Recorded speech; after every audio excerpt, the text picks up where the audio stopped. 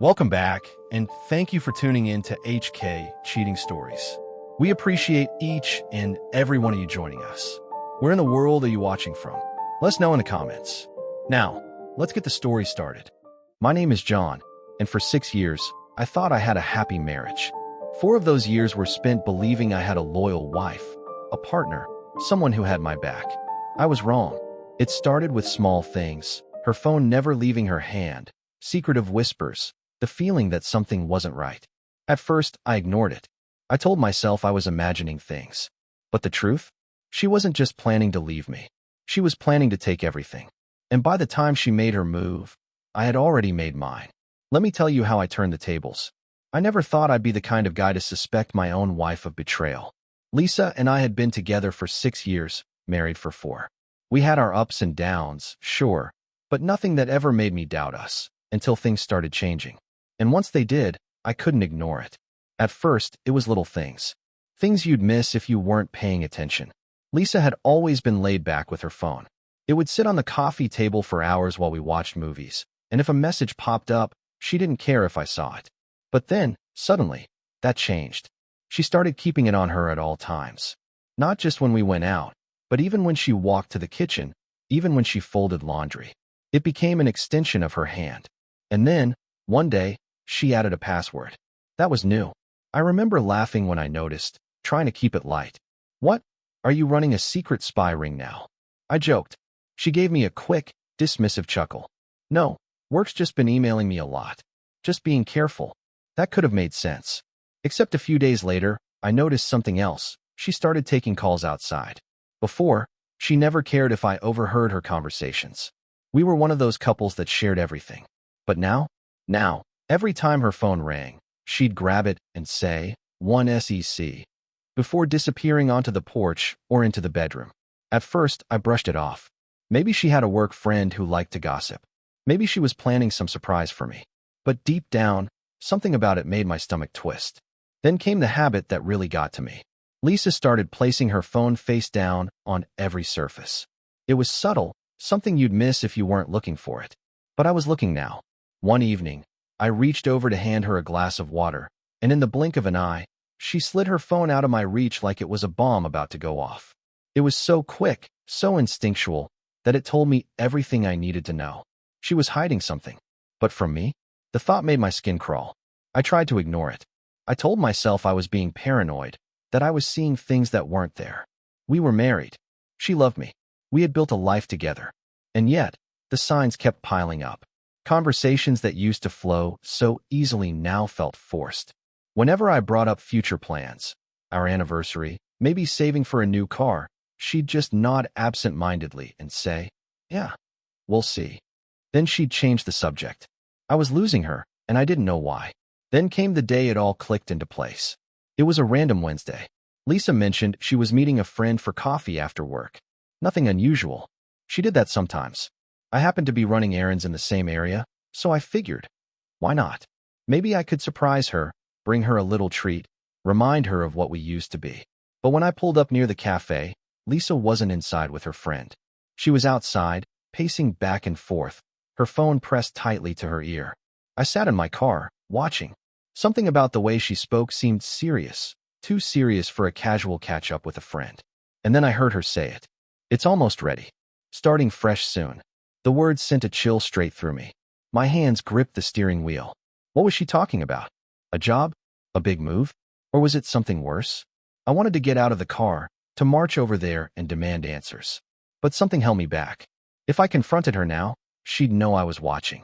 She'd get defensive, twist the story, make me out to be paranoid. No, I needed to be smart about this. When she got home that night, I played it cool. I casually asked her how her coffee date went. She didn't even hesitate. She smiled and launched into some elaborate story about how her friend was complaining about her boyfriend. And just like that, I knew. She was lying. I don't know how, but I could feel it in my bones. That was the moment I stopped ignoring the red flags. That was the moment I realized, whatever was happening, it was bigger than I thought. And I had to figure it out before it was too late. That night, I barely slept. Lisa had come home acting as if nothing had happened, smiling, chatting, slipping into bed beside me like she hadn't just spent the evening lying straight to my face. But I knew better now. I laid there, staring at the ceiling, her words from the cafe replaying over and over in my head. It's almost ready. Starting fresh soon. What was almost ready? A new job? A move? Or a life without me? The thought made my stomach twist, but I couldn't jump to conclusions. Not yet. I needed proof. The next few days, I watched her more closely than ever. I started noticing every little thing I'd ignored before. The way she barely looked me in the eye when she spoke, how she never seemed fully present in our conversations, how her phone was always just out of my reach. Then, a new pattern emerged. Lisa started bringing up finances. It happened casually, in the middle of dinner one night. Hey, have you ever thought about organizing all our bank stuff in one place? Like, just in case? I stopped mid-bite, my fork hovering in the air. In case of what? I asked, keeping my voice light. She shrugged, poking at her food. Just emergencies. It's smart, right? Like, knowing where all the account details are, passwords, that kind of thing. I forced a chuckle. That's random. We've never needed that before. Yeah, but we're adults now. She gave me a smile that didn't quite reach her eyes. It's just responsible. I nodded, pretending to brush it off. But inside, alarms were screaming. It wasn't just the topic. It was when she was bringing it up. We'd always kept our finances separate. Not because we didn't trust each other, but because it had never been necessary to merge everything. So why now? Why, after weeks of strange behavior, was she suddenly interested in knowing where all my money was? I let it go for the moment, but I paid even closer attention after that. And what I saw only made me more certain that something was very wrong. A few days later, it happened again. We were in the kitchen. I was making a sandwich, Lisa scrolling through her phone, when she casually said, "Have you thought any more about organizing the bank stuff?" That was it. That was the moment I knew. I put the knife down and turned to her. Okay, what's going on? She looked up, startled, as if she hadn't expected me to push back. Nothing's going on, she said too quickly, forcing a laugh. I just think it's important, that's all. Important for what, though? I pressed. She hesitated, just for a second, but I saw it. That flicker of something in her expression, like a moment of panic before she forced it away. I don't know, just life. It's not a big deal. But it was a big deal. She was dancing around the question, avoiding giving me a straight answer. And that meant she was hiding something. I let the conversation drop, but my mind was racing. She wanted access to our financials. She wanted everything in one place. And she was suddenly so insistent about it, despite never caring before. I needed to see for myself. The next day, while Lisa was at work, I sat down at my desk and logged into our bank account. My heart was pounding as I clicked through the statements. At first, nothing seemed out of the ordinary. The usual bills, groceries, the occasional dinner out. But then I saw it. Tiny transactions. Not large enough to raise immediate suspicion, but small enough to slip under the radar. Withdrawals here and there. Little amounts disappearing without a clear reason. It wasn't for bills. It wasn't for groceries. It wasn't anything I recognized. She was moving money. Slowly. Secretly. My hands clenched into fists. I considered confronting her right then and there. I wanted to slam my laptop shut, call her, and demand to know what the hell was going on. But I didn't. Because if she really was planning something, then I had to be careful. I needed to think, to be smart, to protect myself before she made her next move. So instead, I called someone I trusted, my old college friend Tom. A lawyer. I told him what I'd found, careful not to sound crazy. There was a pause on the other end of the line before Tom finally said, "Look, I'm not saying she's up to something, but I'm also not saying she's not. If you're worried, now is the time to protect yourself. Before it's too late." I swallowed hard. What do I do? Start moving things. Secure your finances.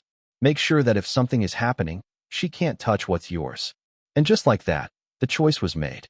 I was no longer just suspicious. I was preparing for war. I sat at my desk long after hanging up with Tom, my lawyer friend, staring at the numbers on the screen. The small withdrawals.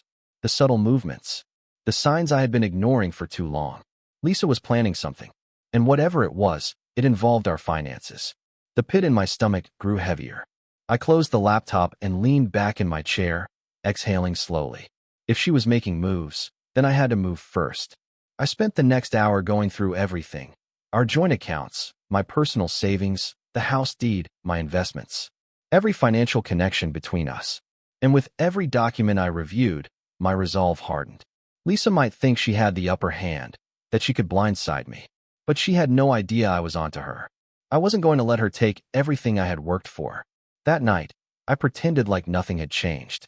I walked into the house, smiled at Lisa, kissed her on the cheek like I always did. She was in the kitchen, scrolling through her phone. "Hey," she said, barely glancing up. "Hey." I set my keys down, casually leaning against the counter. "Long day," she nodded, forcing a smile. "Yeah, just work stuff." Lies. I knew now that every casual response, every distracted glance, was hiding something deeper, but I played along. We ate dinner like normal. She made small talk, asked about my day, and I responded like I wasn't meticulously planning my next steps.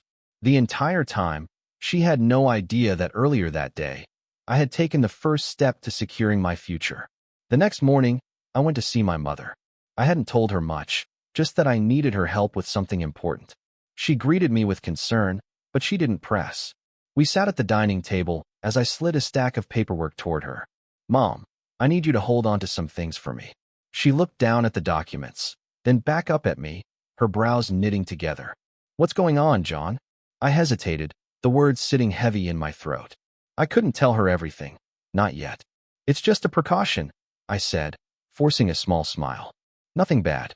I need to be careful." She studied me for a long moment, then nodded. "Okay, sweetheart. Whatever you need." Relief washed over me. By the time I left her house, my assets were safe.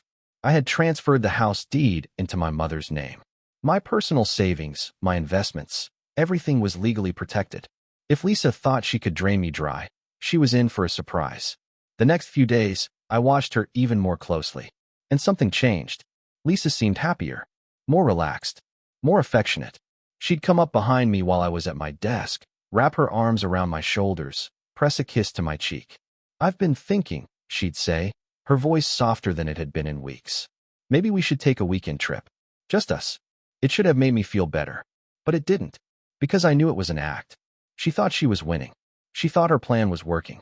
And the fact that she wasn't pushing the finances anymore, that sealed it for me. She must have thought she had everything in place. That soon, she'd be free. That's what she had been talking about on the phone. "It's almost ready. Starting fresh soon." She wasn't just planning to leave me. She was planning to take me for everything I had. The final confirmation came late one night. Lisa had fallen asleep on the couch, her phone loosely in her hand. The screen was still on, and for the first time in weeks, I had a chance. I moved carefully, quietly, reaching for the device. My heart pounded as I tilted the screen just enough to read a notification. A text from a number I didn't recognize. "Jake, you're almost there. Just hold steady. He won't know what hit him." The blood drained from my face. I set the phone down just as Lisa stirred, mumbling something in her sleep. I stood up, heart hammering in my chest. Jake. Who the hell was Jake? And more importantly, how long had he been helping her plan this? I took one last look at Lisa as she slept, peaceful, unaware that I had just seen the message that confirmed everything. This wasn't just about her. Someone else was in on it. Someone else was helping her take me down. But they had no idea that I was already 10 steps ahead.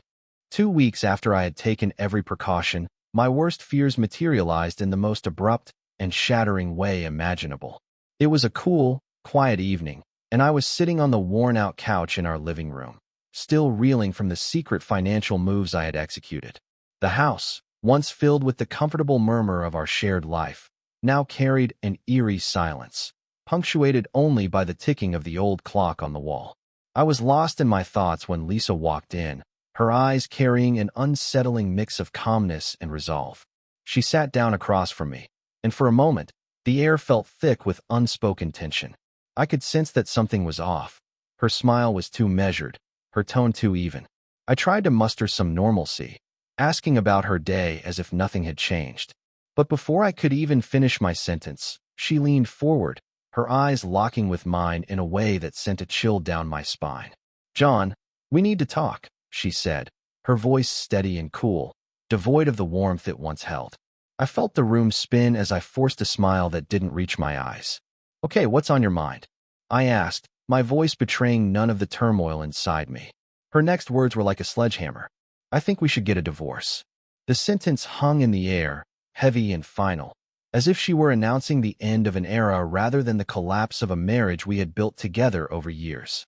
For a few agonizing moments, I sat there, stunned into silence.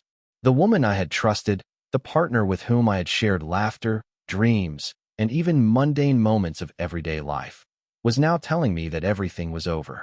But it wasn't just the divorce itself that struck me.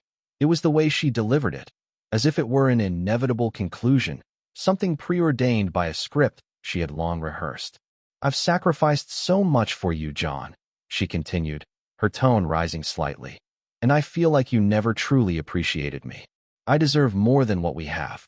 Her voice wavered between anger and sorrow, a peculiar cocktail of emotions that left me both confused and pained. I struggled to comprehend her words. Every memory of our shared sacrifices, the compromises I had made, the nights I had stayed up worrying about our future, all of it suddenly seemed distorted. I had always thought that being a good husband meant putting her happiness first, even if it meant personal discomfort. Now, however, her words made me question every decision I had made. Was it possible that my genuine efforts were somehow the cause of this collapse? I remained silent, my mind racing as I tried to piece together the fragments of the conversation.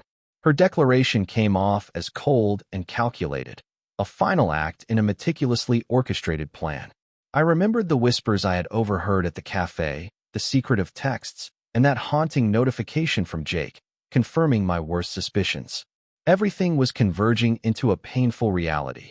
Lisa had been planning this divorce long before I had moved my assets to protect myself. The shock quickly gave way to a surge of determination. I knew that while her words were designed to cut deep, they were also a window into her true intentions.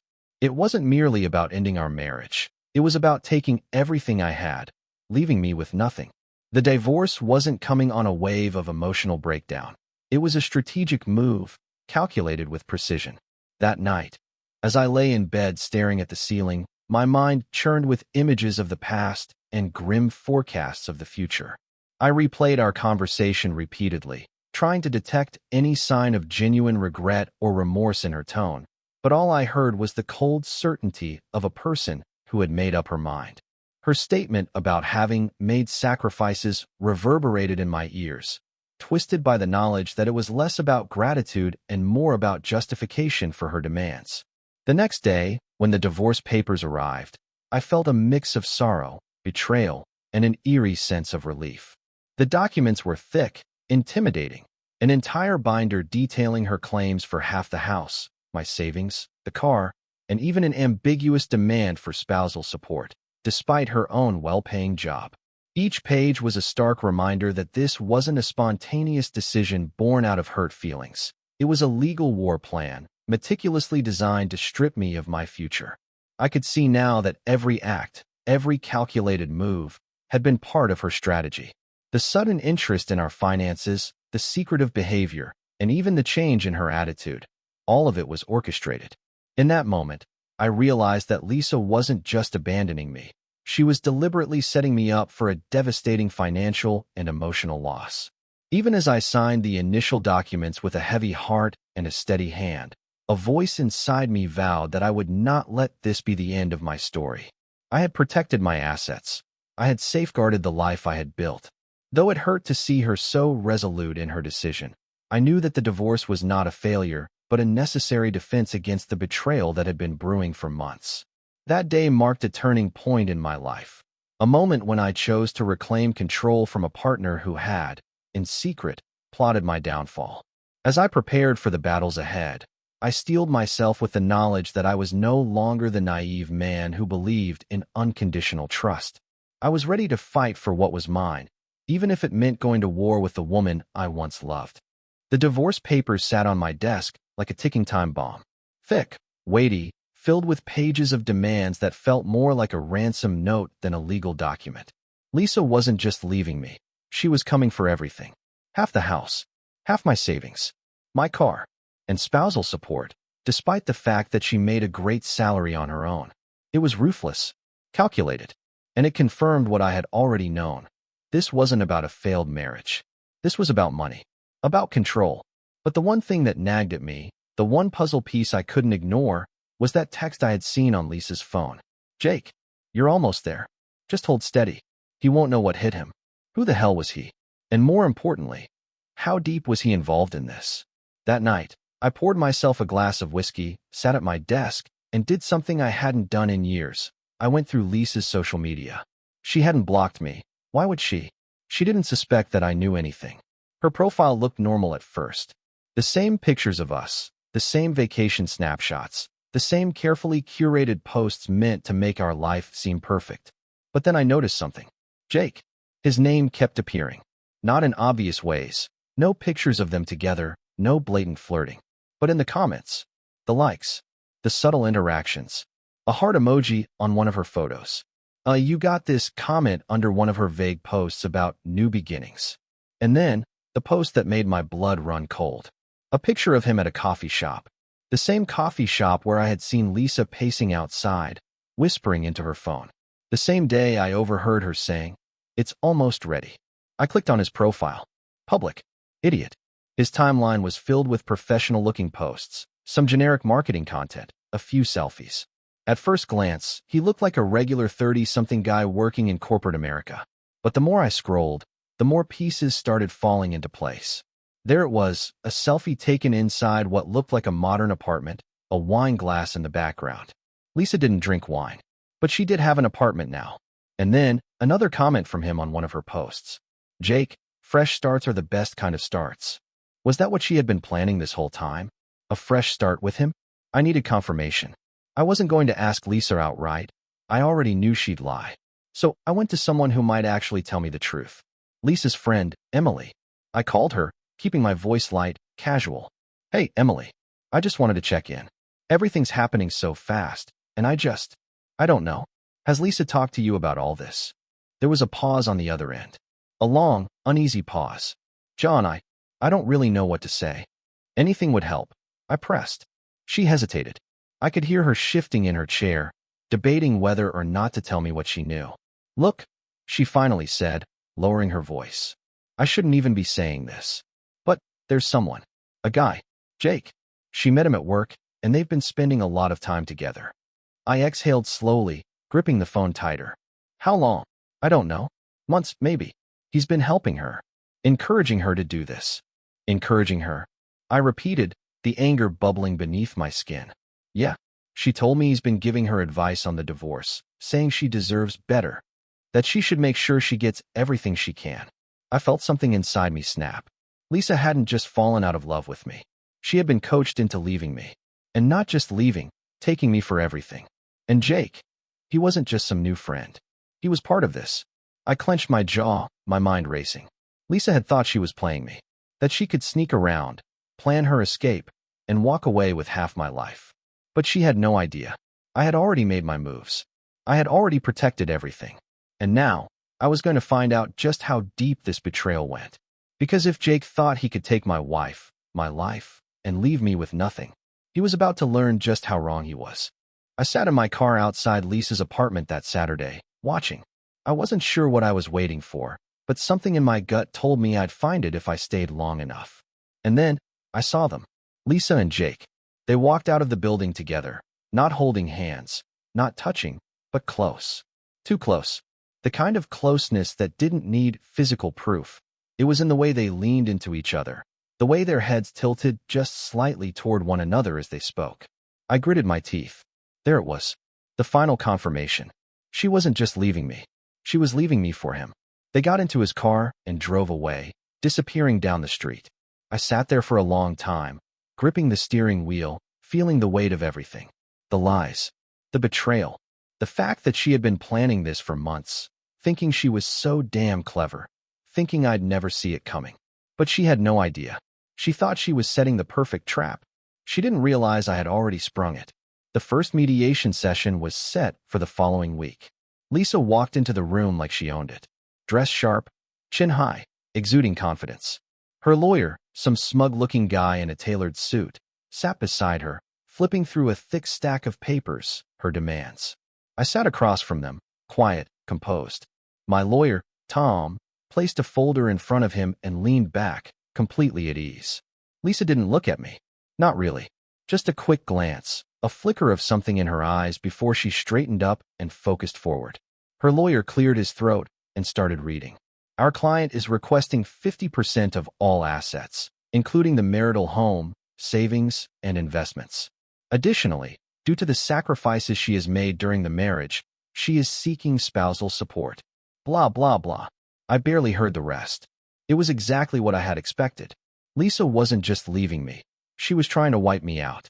She thought she had me backed into a corner, thought she could walk away with half my life, while I sat there stunned, scrambling to fight back. But I wasn't scrambling. I was ready. Tom waited patiently, letting Lisa's lawyer finish his speech, nodding along like he was actually considering their ridiculous demands. And then, when the room fell silent, he reached into his folder and slid a stack of documents across the table. Before we discuss division of assets, Tom said smoothly, we should review these first. Lisa's lawyer frowned, flipping through the pages. I watched as his confident smirk vanished. Lisa leaned over to look, her expression shifting from cocky to confused to furious in a matter of seconds. Her lawyer cleared his throat. What exactly am I looking at here? Tom sat back, perfectly calm. Legal documentation of asset transfers. My client moved all major assets into a legally protected trust under his mother's name. This was completed several weeks before your client filed for divorce. Silence. The air in the room shifted. Lisa's fingers clenched around the papers as she flipped through them, her face paling.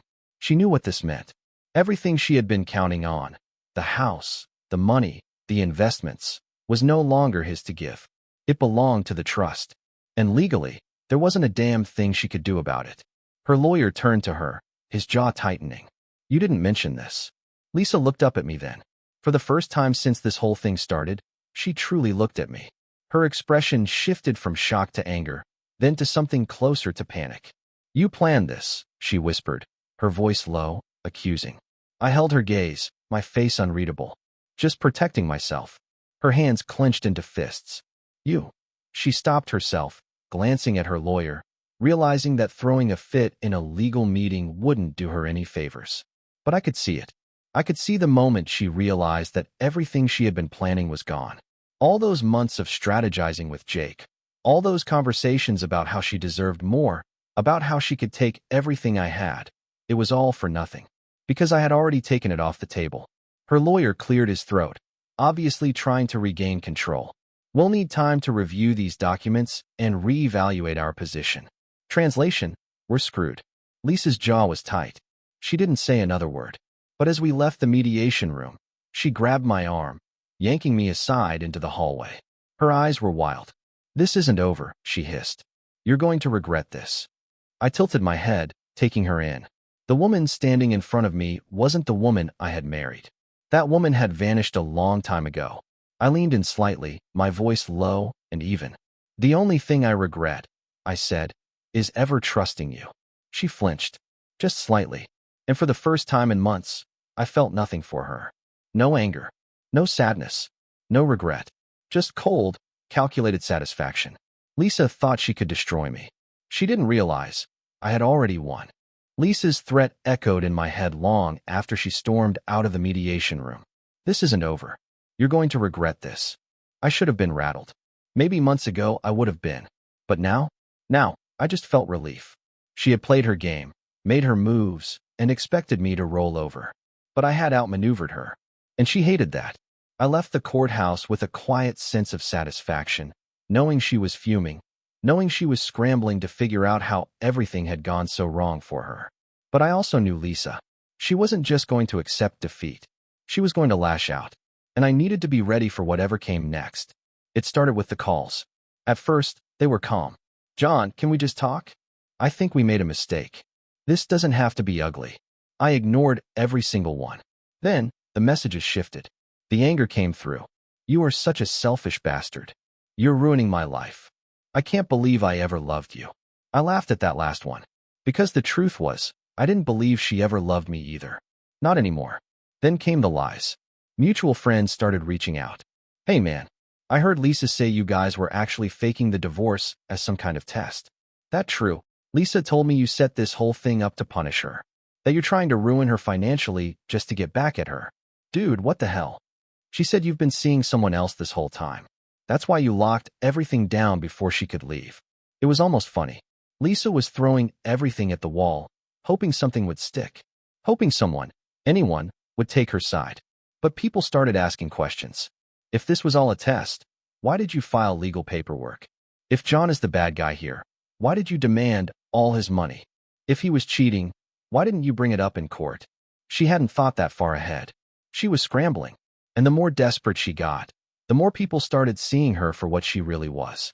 But the real bombshell came a few weeks later. A text from someone I didn't expect, Matt. Lisa and I weren't particularly close with him, but he had always been friendly. We ran in the same circles, had mutual friends. So when he sent me a message that just said, "Hey man, we need to talk. I have something you should see," I knew something big was coming. We met up that night. Matt sat across from me in the dimly lit bar, phone in hand, his expression serious. "You're not going to like this," he warned. "I haven't liked much lately," I muttered. "Just show me." He slid his phone across the table. I looked down, and everything clicked. Text messages. Between Lisa and Jake.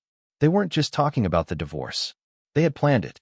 "Once the settlement's done, we'll have everything we need. I just need him to agree to the terms. Don't back down. Make him feel guilty if you have to. He owes you. We'll start fresh once you've got the money." I stared at the screen, my grip tightening. So that was it. This hadn't just been Lisa waking up one day and deciding she wasn't happy. This was orchestrated. Jake had coached her, encouraged her to drain me, to bleed me dry so they could start their new life together. And when it failed, Jake had disappeared. "How did you get these?" I finally asked, my voice low. Matt sighed. "Jake's an idiot. He was bragging about it to a mutual friend of ours. How he helped Lisa plan everything. How she was going to walk away with half of your stuff and be set for life." He shook his head. That friend felt sick about it. "So they took screenshots." I exhaled slowly, nodding.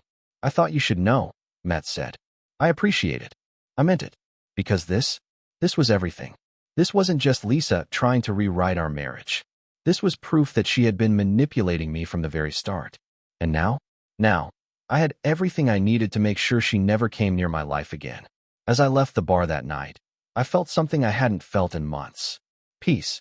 Lisa had tried to ruin me, but in the end, she had only ruined herself. I walked out of that bar feeling lighter than I had in months. The truth was finally in my hands. Proof that Lisa and Jake had been planning this from the start. Proof that my marriage hadn't just fallen apart. It had been systematically dismantled by the woman I had trusted most. And now, I was done playing nice. The next mediation session was set for the following week. This time, I walked in with a new kind of confidence. Lisa was already there when I arrived, sitting beside her lawyer, posture stiff, fingers tapping against the table. Her usual smugness was gone. She was nervous. Good. Tom, my lawyer, took his seat beside me, calmly setting his folder down. Lisa glanced at me then, her eyes searching mine, looking for something. An opening. A weakness. She wouldn't find one. Her lawyer cleared his throat, straightening his papers.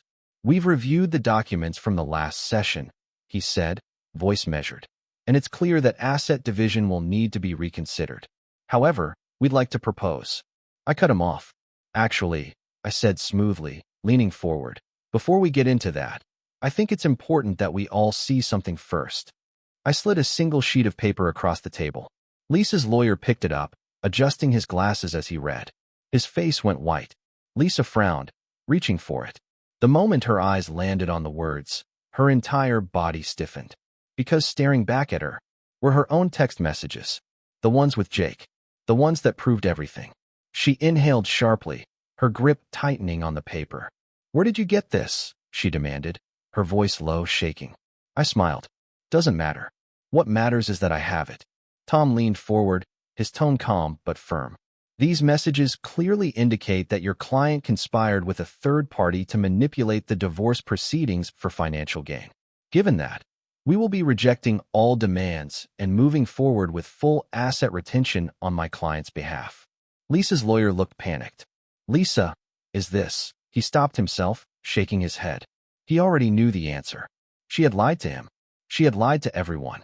Lisa opened her mouth, but no words came out. Because what could she say? Everything she had built, every plan she had made, was falling apart in front of her. The silence stretched. Then, her lawyer sighed, rubbing his temples. "We need a moment." I sat back, arms crossed, watching as Lisa and her lawyer whispered furiously. Her face was red, her hands shaking. She knew she had lost. Finally, her lawyer turned back, clearing his throat. "My client is prepared to walk away, with only personal belongings and no further claims to financial assets." "Victory." Tom nodded. "We accept." And just like that, it was over. Lisa pushed her chair back so fast it screeched against the floor. She stormed out of the room without another word, her heels echoing down the hallway. I exhaled, a slow, measured breath. Done. The fallout came fast. Lisa tried to save face, but the damage was done. The texts leaked among our mutual friends. People who had once taken her side started distancing themselves. Her brother, who had initially believed her lies, actually called me one night. "Man, I'm sorry. I didn't know what she was doing to you." If I had known, I told him it didn't matter. Because, honestly, it didn't. I was moving on. Lisa, though, she wasn't so lucky. And as for Jake, he disappeared the second things started falling apart. I wasn't surprised. Guys like him always run when they realize they've backed the wrong horse. Lisa had spent months planning a new life with him, convinced that he was her future. But when she walked away from the marriage with nothing, he was gone, just like that. And that, more than anything, was justice. The divorce was finalized soon after. I kept everything, my house, my savings, my peace of mind. And Lisa? She was just a chapter in my past, a story I had survived. And now, the rest of the story was mine to write. And I'd never let anyone try to rewrite it for me again.